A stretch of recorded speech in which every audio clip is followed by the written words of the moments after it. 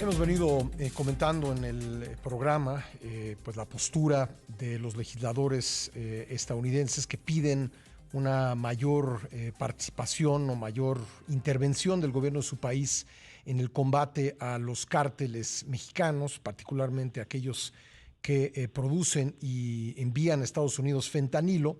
Y es que ya no solo son republicanos, también hay demócratas. Le comentábamos al principio del programa que el senador Bob Menéndez, el presidente del Comité de Relaciones Exteriores de la Cámara Alta del Congreso estadounidense, en uno de los principales programas de debate del domingo en la televisión estadounidense, pues pidió en un sentido general una postura semejante a la de que han expresado varios legisladores republicanos. Vamos a platicar al respecto con Marta Bárcena, la ex embajadora de México en Estados Unidos, embajadora eminente del Servicio Exterior mexicano. ¿Qué tal, Marta? ¿Cómo estás? Muy bien, Pascal, buenos días. Pues también siguiendo el tema muy de cerca de los pronunciamientos en los Estados Unidos sobre esto, lo que ellos consideran la amenaza del creciente tráfico de fentanilo Sí. con las muertes que ha ocasionado en los Estados Unidos.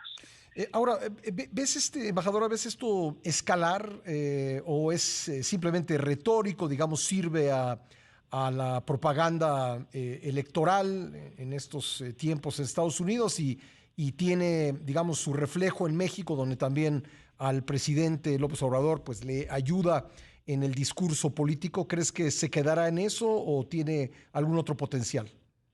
No, creo que tiene otro potencial, Pascal. Mira, sin duda alguna tiene una dimensión electorera que tiene que ver con que ya se están, digamos, calentando motores para 2024, tanto en los Estados Unidos como en México.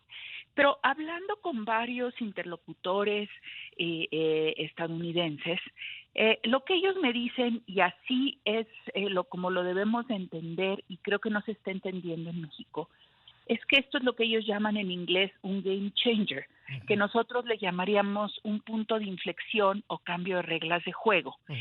¿Qué es lo que es para ellos el cambio? La cantidad de muertos.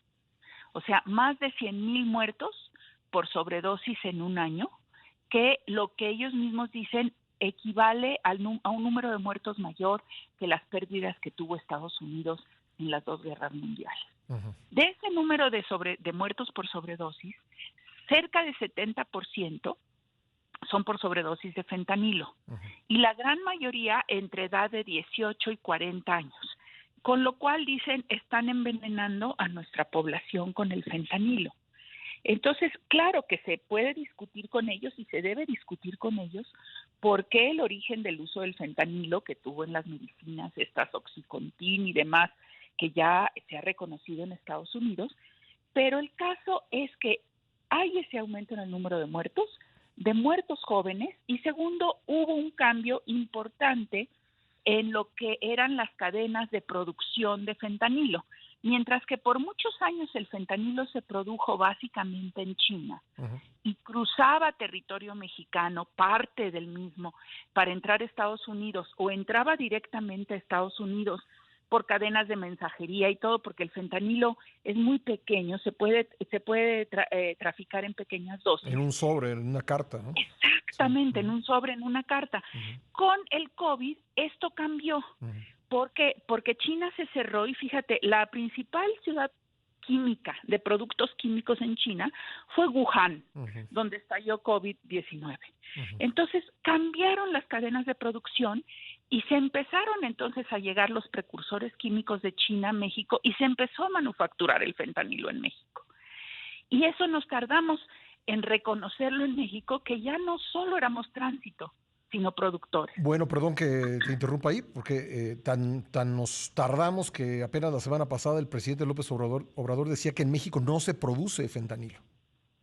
Sí, y era muy curioso porque él decía no se produce Ujú. y no se consume, Ujú. cuando la Sedena viene anunciando desde hace semanas el cierre de varios laboratorios de fentanilo Sí. y los decomisos de fentanilo. Entonces, evidentemente, pues ahí había un problema de falta de comunicación y de diagnóstico Ujú. al interior del gobierno, o de alineación de la información que tengan todas las secretarías en el gobierno de México. Entonces, esto, si no entendemos que esto es el punto de inflexión para los americanos, nos vamos a seguir discutiendo y peleando sobre bases endebles. Entonces, ¿qué es lo que corresponde?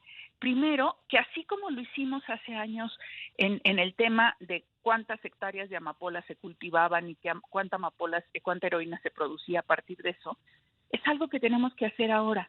Un diagnóstico común con los Estados Unidos y decir, a ver, ¿qué es lo que estamos produciendo?